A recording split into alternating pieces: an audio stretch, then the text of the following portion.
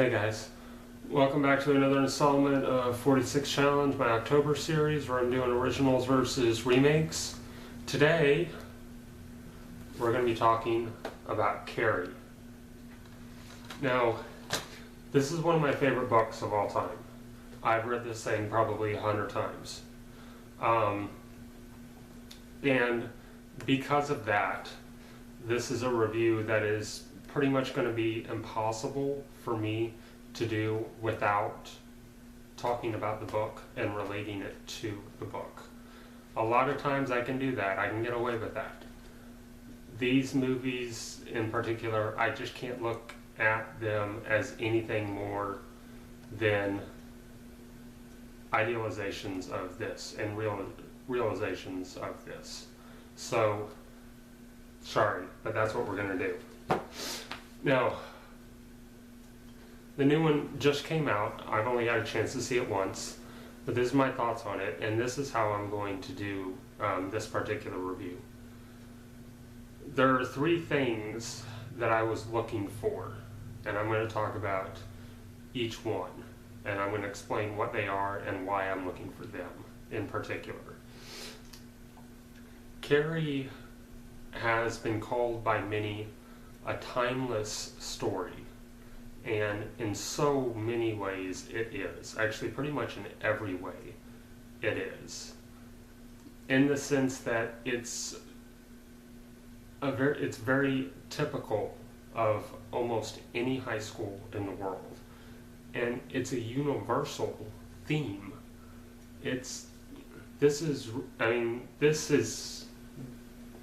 The supernatural elements of the story are really more of a side note for it. This is a story about bullying and the consequences that come with that. This particular story, they just happened to pick on somebody who could, break their neck just by looking at them. But anyway, it's a story about bullying, and everybody has experienced that. But more than that, it's each character in this book. We all know somebody like that. We all went to high school with somebody like that.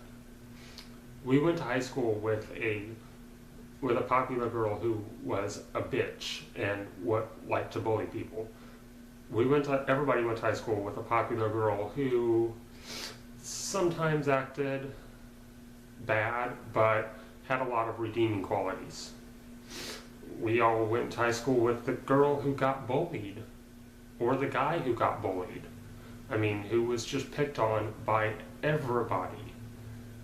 Right now, I want you to think back to high school. Think of the person who everybody picked on. I bet it won't take you more than a minute. Go. But anyway, everybody went to high school with the good guy. The guy who was popular, but was liked by everybody, and was nice to everybody, and was just an all-around good guy. Everybody knew somebody like that. And that's why this is a universal story. Because of that. Because these are people that we know. Even as adults, we know these people in our everyday lives. High school transfers to the office just as easily as anything. So the three things that I was looking for, in the movie adaptations of this book, were the portrayal of Carrie, the main character, and more than just her acting chops or anything, how she portrayed being the victim of bullying. I was not quite as interested in how she used her powers when it got to the end. That part's good in both of them. I'm more interested in how she dealt with the bullying. Second thing I was looking for was the bullying itself.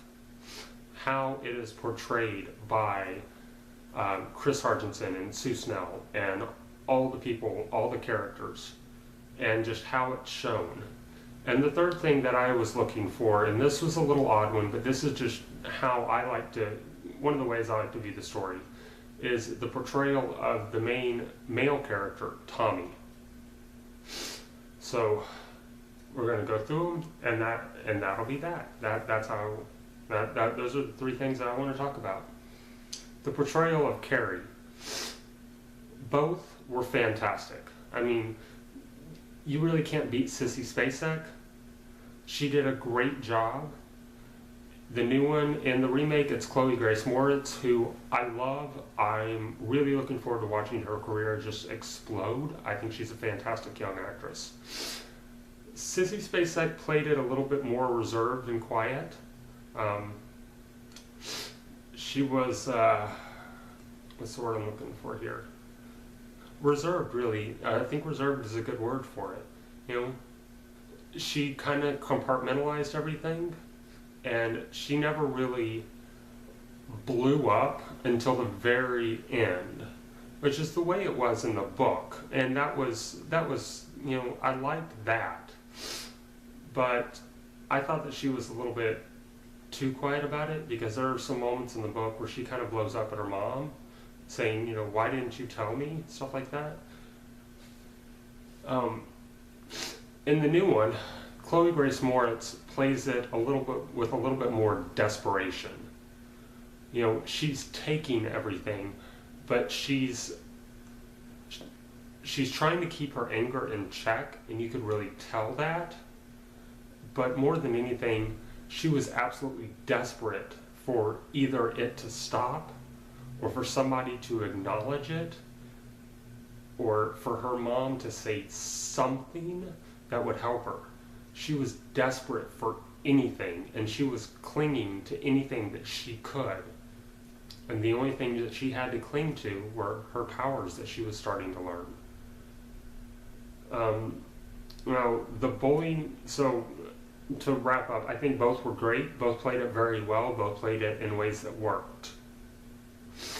Now, the aspect of the bullying itself, in the original, all the bullying scenes were there, like the shower scene, and some of the stuff in the class, some of the stuff in the school, and the prom scene, obviously.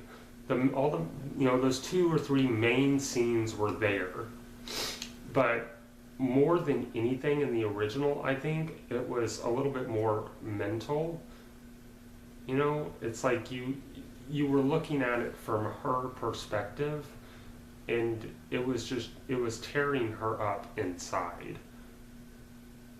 And that was one of the main things. It was a little bit more understated than anything.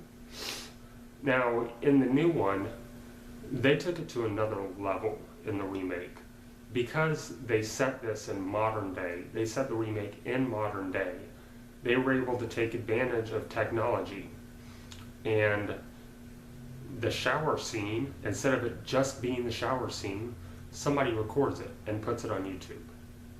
And that just adds a whole nother dimension to it, because not only does she get this horrifying experience in school, it gets put online for everybody to see. Anybody that wasn't in the shower, anybody all over the world could see this. And it makes it that much worse. The remake is not understated at all when it comes to the bullying. It's right there in your face that they hate this girl. And it adds a little bit more justice to the end, I think, which I think is part of the reason why at the end it's a lot bigger. Her use of powers is a lot bigger in the remake. You know, there's a lot of stuff in there that wasn't in the book, but it worked because the bullying was so much more severe. The last thing that I was looking for was the portrayal of Tommy, who is Sue Snell's boyfriend and who is the man who, the kid who takes Carrie to the prom. This is an important one for me because this is how I like to read the book. He's one of my favorite characters in the book, just because he's such a good guy. He doesn't ask any questions, you know? He's one of the most popular boys in school, and his girlfriend comes up to him and says, I want you to take Carrie White to prom, the most hated girl in this school. And he just says, okay, if you want me to. He's absolutely, truly in love with Sue, and that's why he does it. And he's just one of those all-around nice guys. I think in the original, the actor who played it. It almost felt a little bit too reticent, forced. Like he was doing it, but he didn't really want to. You know. In the remake, they made it seem like, he's a little bit reticent to the idea at first, but he comes around to it very quickly. And they make him a little bit more believable. Like at one point, he stands up for Carrie in a classroom scene after she reads a poem and everybody's kind of making fun of her, and even the teacher, and he ends up calling the teacher an asshole. He stands up for her, and it's another little scene that just proves, hey, this really is a good guy. He's not just doing this just because his girlfriend wants him to. He's doing this because he feels like it's the right thing to do as well. And I like that they added that in, and I thought that the guy's performance was amazing. I can't remember the actor's name. I meant to look it up. I'm sorry, I just forgot. I thought he gave a much better portrayal of that character. And they even added in at the prom, in the book, it's almost like he's slowly starting to fall in love with Carrie, in the period of one night, although a lot of that has to do with some of her powers, because her powers in the book are a lot different than what they are in the movie. There's a lot more to it. There's some telepathy type stuff thrown in too. But it was nice to throw it in. There are scenes where you can almost see it happening to him. And then, unfortunately, he dies at the end. And I thought it was nice that they threw in a scene with Carrie just sobbing over his body before she starts the destruction. It was a nice scene because it was, again, just one more little push to the audience that this was a good guy that didn't deserve what happened to him. Even if it was an accident, he didn't deserve it. He deserved to live. So that's my thoughts on that. I think that both were great.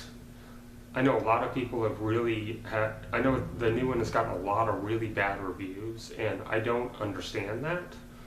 I think that people are holding on too much to the original and need to keep a little bit more open mind. I thought the new one was fantastic. I thought the original is a classic. Don't get me wrong. There's no denying that. But I thought the new one was very good. I thought they did a great job with it. It will definitely be a buy the day it comes out, and it will be one that I will probably watch over and over. So check them both out. They're both good, but more importantly than anything, read the damn book. All right, thanks guys. I'll see you next time.